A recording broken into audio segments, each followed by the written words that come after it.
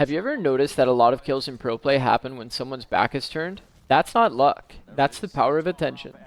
Players can only focus on one thing at a time, and recognizing that leads to opportunity. The best pros decide where you look and at what time. That skill has a name, and it's called Juggling Aggro.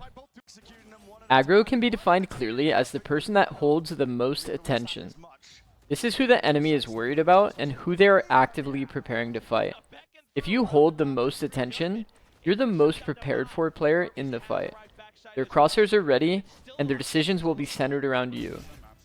And this is the moment where most players make a mistake. They have aggro and try to win their next fight with it. They wide swing, they overcommit, they fight someone that is ultimately fully ready for them. This is the hardest duel you can take in Valorant. The best pros demand your attention when they have aggro and only re-peek when someone else takes it. So now let me show you what juggling aggro looks like in a real round. So pay attention here to G2's Leaf. Now most players here would swing the angle instantly and look to trade. The problem is that Jogamo was so far ahead of Leaf that he knows he is now being held and holds the aggro of the opponent. As you can see, what he instead decides to do is keep that attention and aggro on him while his teammate takes a fight that Cryo isn't ready for. Notice that Leaf keeps up the threat by jiggling. He doesn't exit the scenario and hide. If he did, Cryo would then angle out ramp, isolating the fight on Baby Bay. This example shows just how easy it can be to get your teammate a free kill in the round by manipulating attention. Now check out this example from NRG's Ethan. When he fails to kill Verno on his first jiggle while he was scanned, he doesn't commit back into the fight. Instead, he does what he can to keep the focus on him so his teammate can pull aggro next to find a good opportunity to kill. You can see that here is the moment of aggro shift that Ethan looks to preemptively peek to abuse this timing where Verno will be focused on Mata. It's important to recognize from this example that not only does juggling aggro help your teammates get kills, but it can also help you find the best timings to take your fight.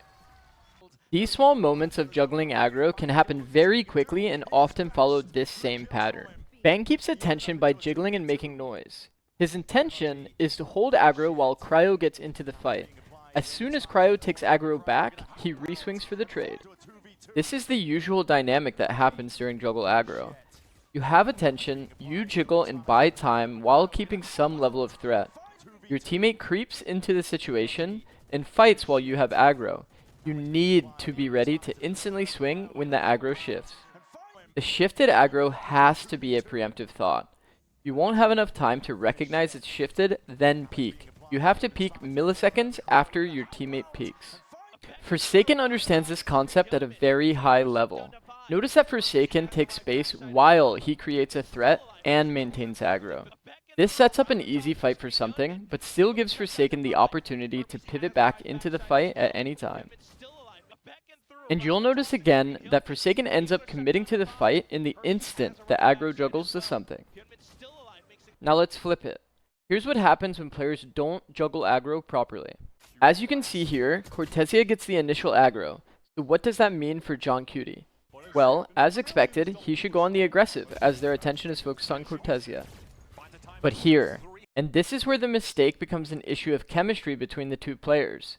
Cortesia should stay close to the wall and take advantage of John Cutie having aggro. But also, John Cutie fully commits into a fight while having attention, meaning two players are fully ready to fight only him because Cortesia has not taken any aggro. Imagine instead how this round would look if Cortesia stays close to the corner and can pivot back into the fight when John grabs the enemy's attention. In this case, Cortesia would have taken a jiggle fight into a fade pulling out I and a waylay hard holding W. This sets up John Cutie to continue his aggression as Cortesia takes back the aggro. These small micro decisions have a massive butterfly effect on every round. One moment of attention used properly or improperly can easily dictate the result. Another example comes from Loud. Birdie starts with an excellent pick, which puts him into a 2v2. Birdie just got a kill from sight, and EG hears footsteps coming from elbow. Pancata should not make any noise to make the aggro be fully on Birdie. Pay attention to the reaction of the EG players when Birdie uses his saturate. Notice that if Birdie threw a jiggle, instead of committing to the fight when he has the attention, he would have set Pankata and himself up for an easy fight.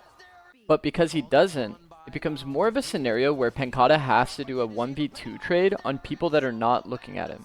Obviously, this scenario can be played better by both parties, but you can clearly see how one person taking attention early shifted Yoru's focus, and that Verdi, not playing to jiggle and pivot, with attention, forced him into the worst duel possible. Juggling aggro is considered an advanced micro concept, but it isn't an advanced concept because it's hard to understand. It's advanced because you need the awareness to know who has the aggro and how to use it. Aggro is constantly shifting. If you're not tracking it, you're probably fighting at the wrong time. Follow these 3 rules. First, play in pivot positions.